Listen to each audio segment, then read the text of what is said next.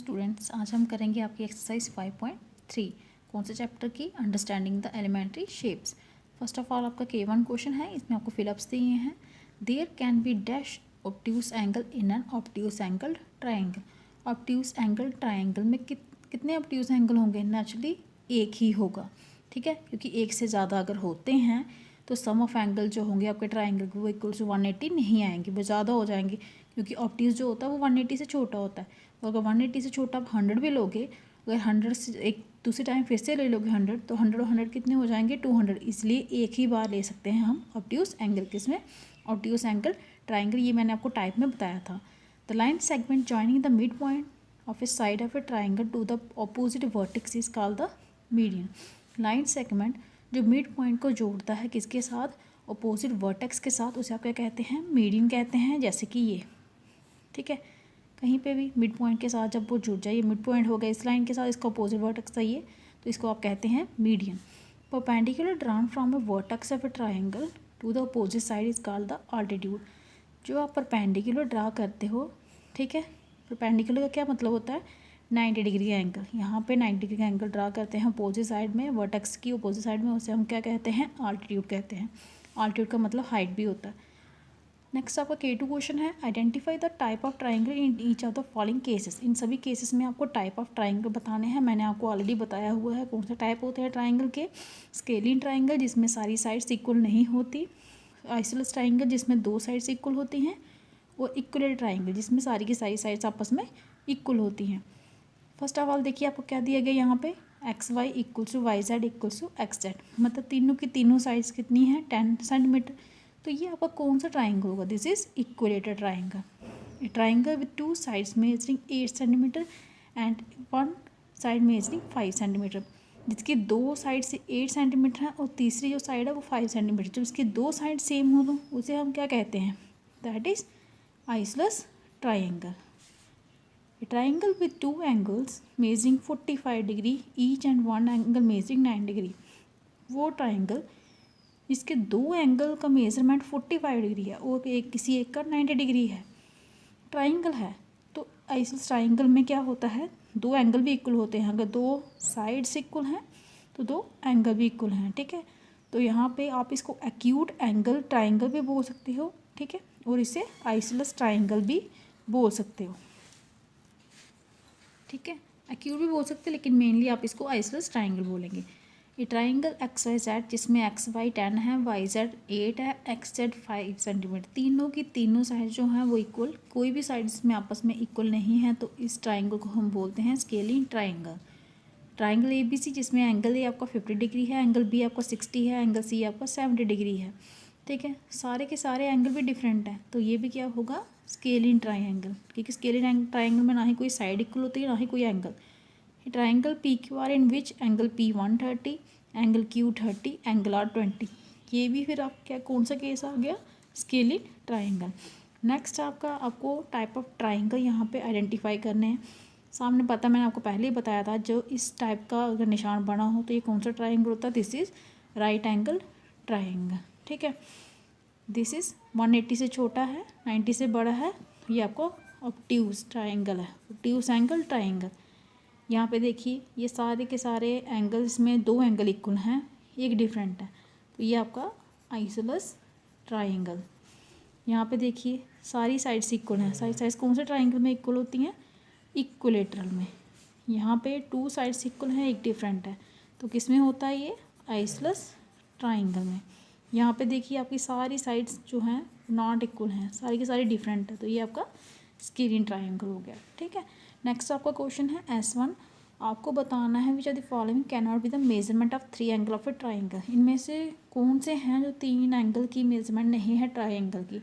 तो आपको एक एंगल सम प्रॉपर्टी होती है कि ट्राइंगल के सारे एंगल का सम हमेशा किसके इक्वल होता है? 180। तो ये सारे एंगल का आप सम करेंगे, जिसका सम 180 के इक्वल नहीं होगा वो आपका क्या नहीं होगा? मेजरमेंट नहीं होगी 3 एंगल ऑफ ए ट्राइंगल। और जिसका सम करके तीनों एंगल्स का 180 इक्वल आ जाएगा वो मेजरमेंट हो जाएंगी 3 एंगल्स ऑफ ए ट्राइंगल। यहाँ पे मैंने पार्ट सॉल्व किया है। यहाँ पे देखो S1 क्वेश्चन में आपको एंगल P दिया गया था 60, एंगल Q था आपका 60, एंगल R भी था 60। तो मैंने सारे एंगल का सम किया, 60 + 60 + 60 कितना हो गया आपका 180। तो इसका मतलब क्या हुआ कि ये मेजरमेंट किसकी हैं, 3 angles of a triangle. Next angle में जैसे आपको दिया गया ये एंगल X है 60, Y 30 है और Z है 100। तो तीनों का सम किया, तो तीनों का सम करने के बाद आया 190। 190 तो 180 के इक्वल नहीं होता। तो इसका मतलब हो गया कि ये मेजरमेंट किसकी नहीं है, 3 एंगल्स ऑफ ए ट्राइंगल की मेजरमेंट नहीं है।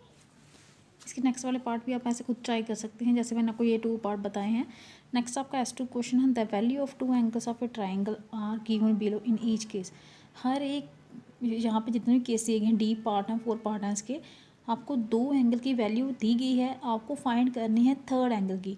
ठीक है, तो यहाँ पे आप लगाओगे एंगल सम प्रॉपर्टी किसकी, ट्राइंगल की, कि sum of angle of a triangle कितना होता है 180। देखिए मैंने यहाँ पे फिगर बनाई है, एक ट्राइंगल बना लिया XYZ, जिसमें आपको एंगल X गिवन था, एंगल Y भी गिवन था, आपको एंगल Z फाइंड करना है। ठीक है, तो हमें पता है कि तीनों एंगल का सम जो होता है ट्राइंगल के वो 180 होता है। 2 एंगल का सम आप यहाँ पे डाल देंगे, 60 + 660 हो गया आपका 120। आपको पता है जब इक्वल टू के इस साइड वाले हम करते हैं, एक्सचेंज करते हैं, इस लेफ्ट को राइट में, राइट को लेफ्ट में, किसी को भी करें तो साइन चेंज हो जाते हैं।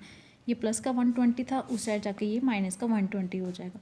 तो 180 में से 120 गया तो आपका 60 आ गया, तो आपका एंगल Z कितना आ गया 60। ऐसे ही नेक्स्ट पार्ट में आपको दिया गया था एंगल P था 70, एंगल Q था 80 डिग्री। ये मैंने इसका एक ट्राइंगल ड्रा कर दिया, आपको यहाँ पे एंगल R फाइंड करना है। तो यही प्रॉपर्टी आप लगाओगे, angle P + angle Q + angle R = 180। 70 और 80 आपका हो गया 150, प्लस का 150 उस साइड जाके क्या हो जाएगा माइनस का 150। ठीक है, तो यहाँ से आपके एंगल R की वैल्यू कितनी आ गई 30 डिग्री आ गई। ये 2 पार्ट आप मैंने आपको सॉल्व कराए हैं, नेक्स्ट 2 आप खुद करेंगे। नेक्स्ट आपका S3 question, one of the 2 equal angles of N isosceles triangle is 65। एक आइसोसेलेस ट्राइंगल के आपको पता 2 एंगल इक्वल होते हैं, उसमें से एक है 65, तो दूसरा भी क्या होगा 65 होगा। आपको पूछा क्या है, find the measurement of the 3rd angle. 3rd angle की आपको फाइंड करनी है, सेम टू सेम S2 की तरह। ये देखिए मैंने यहाँ पे ये आइसोसेलेस ट्राइंगल ड्रा कर दिया, ABC, एक 65 है तो दूसरा भी क्या होगा 65। फिर यहाँ पे देखिए लेट कर लीजिए कि ABC आपका आइसोसेलेस ट्राइंगल जो आपको गिवन दिया गया है, तो एंगल A और एंगल B आपस में इक्वल होंगे, क्यों 65 हो जाएंगे, क्यों होंगे क्योंकि आइसोसेलेस ट्राइंगल में एंगल क्या होते हैं इक्वल। फिर यहाँ पे आप लगाओगे एंगल सम प्रॉपर्टी, क्योंकि आपको पता है कि angle A + angle B + angle C का सम कितना होता है 180। तो 65 + 65 आपके आगे 130, फिर से ये प्लस का 130 उस साइड जाकर क्या हो जाएगा माइनस का 130, और 180 में से 130 निकालोगे तो आपका आएगा एंगल C कितना आ गया 50। नेक्स्ट आपका S4 क्वेश्चन है, one of the acute angle of A right angle triangle. एक राइट एंगल ट्राइंगल है, उसका एक एक्यूट एंगल 52 है, तो आपको दूसरा एक्यूट एंगल निकालना है। एक तो वो राइट एंगल है तो एक एंगल उसका 90 डिग्री का होगा, दूसरा एक्यूट एंगल कितना दिया है 52 दिया है, आपको 3rd वाला निकालना है। सेम टू सेम क्वेश्चन है इसके जैसे, आप ये खुद ट्राई कर सकते हैं। अगर फिर भी मैं आपको थोड़ा सा डिस्क्रिप्शन दे देती हूँ उसके लिए। देखिए यहाँ पे राइट एंगल ट्राइंगल था, एंगल 90 डिग्री का हो गया, एंगल एक एक्यूट दिया था 52 हो गया, मैंने ये ड्रा किया है। आपको पता है angle A + angle B + angle C कितने हो गए 180।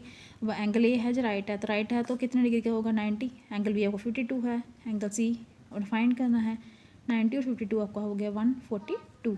ये प्लस का 142 उस साइड जाके हो गया माइनस का, तो माइनस करके आपका एंगल C आ गया 38। ओके, नेक्स्ट आपका S5 क्वेश्चन है, यहाँ पे आपको x की वैल्यू फाइंड करनी है। ये क्वेश्चन आप खुद ट्राई करेंगे। देखिए 2 एंगल दिए हैं, 3rd एंगल फाइंड करना है, तो एंगल सम प्रॉपर्टी लगाएंगे, angle A + angle B + angle C करके। यहाँ पे भी angle A + angle M + angle U, angle U आपको सामने दिख रहा है, ये कितने डिग्री का होगा आपका 90 डिग्री का। ठीक है, ये आप खुद ट्राई करेंगे। Find the values of x and y in the following figure. इस फॉलोइंग फिगर में आपको x और y की वैल्यू निकालनी है, लेकिन यहाँ पे आपको x और y दिया नहीं है, तो लेट कीजिए ये x हो गया आपका, ये आपका y ले लीजिए। इस पर आप क्या करेंगे, पहले पूरा ट्राइंगल लेंगे। ठीक है, इस तरह से यहाँ पे, तो पहले आप यहाँ पे देखिए एंगल B की बात। एंगल B है 2 पार्ट में डिवाइड हुआ है, एंगल ABD + एंगल CBD, तो किसके इक्वल होगा 60 + 30, 60 + 30 है तो आ गया 90। फिर मैंने पूरा ट्राइंगल लिया, यहाँ पे angle A + angle B + angle C कितने होगा 180, एंगल B आपका 90 था, एंगल C आपका 30 है, 90 + 30 120, 120 प्लस का उस साइड जाके हो गया माइनस का, तो x की वैल्यू आपकी आ गई 60। फिर आपने ट्राइंगल लिया ABD, इसमें angle A + angle ABD + angle ADB, तीनों का सम जो होगा वो होगा 180 के इक्वल। एंगल A 60 है, फाइंड किया था हमने, एंगल B भी यहाँ पे 60 है, ADB की वैल्यू y है, 60 + 60 120, 120 प्लस का उस साइड जाके माइनस, सेम प्रोसीजर है, y की वैल्यू आपकी 60 हो गई। तो यहाँ पे आपकी 5.3 एक्सरसाइज कंप्लीट होती है। आई होप कि आपको समझ आ गया होगा। Thank you.